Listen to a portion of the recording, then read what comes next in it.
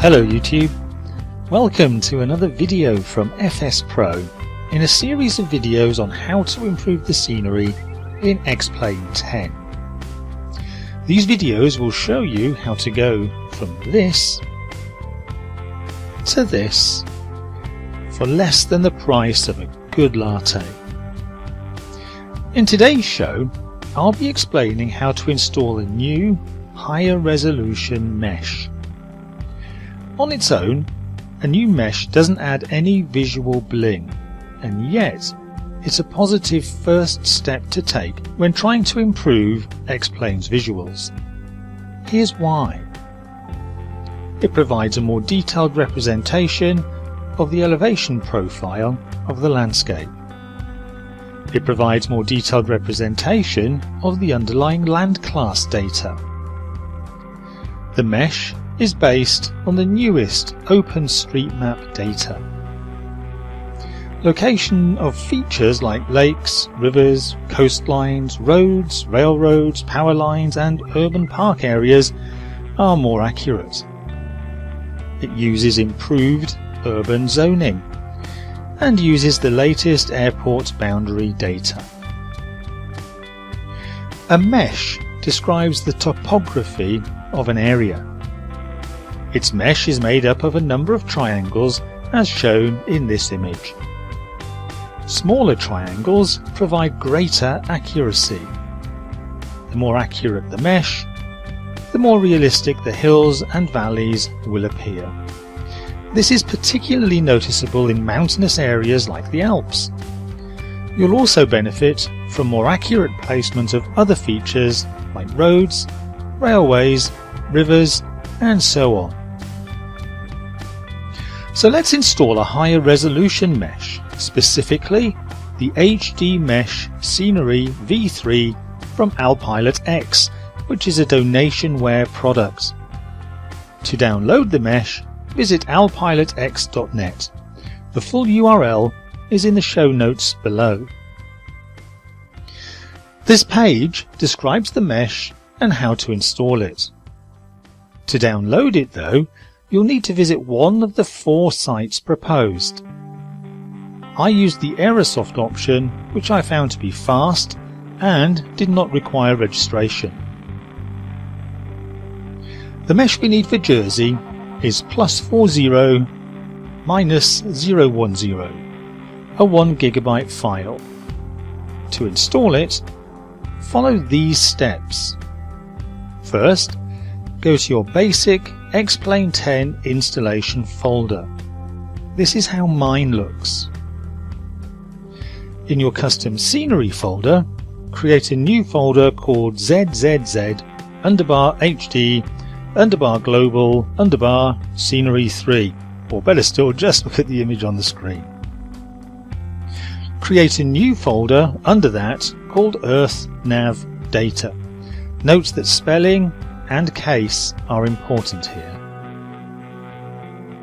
Next, extract your scenery folders into this newly created directory.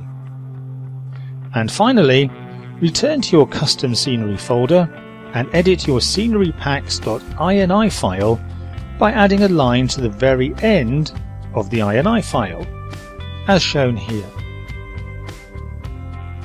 You only need to do this for your first scenery file. If you want to add any more, you simply extract them into the correct directory.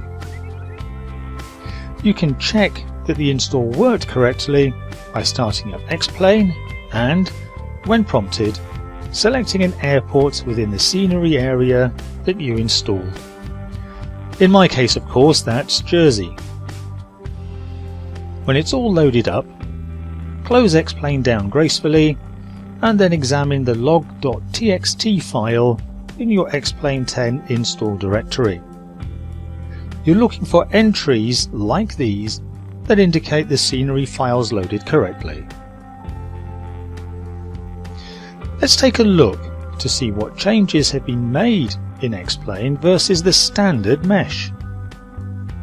Just before I run the video, let's take a quick look at the start point because already I can see one point worth mentioning. In this shot, we're looking at the southerly tip of St Helier, specifically at the harbour. I note that X-Plane is drawing trees here, and yet I don't recall any trees being there in real life. Let's take a look at a satellite view provided by Bing Maps. As we can see, this area seems to be covered by light industrial buildings. In fact, it looks as if there's some form of land reclamation going on, but there are no trees. One or two patches of grass maybe, but definitely no trees. To try and understand what might be going on, we could take a look at a site like F4Map. This uses the very latest OSM data to give a representation of an area.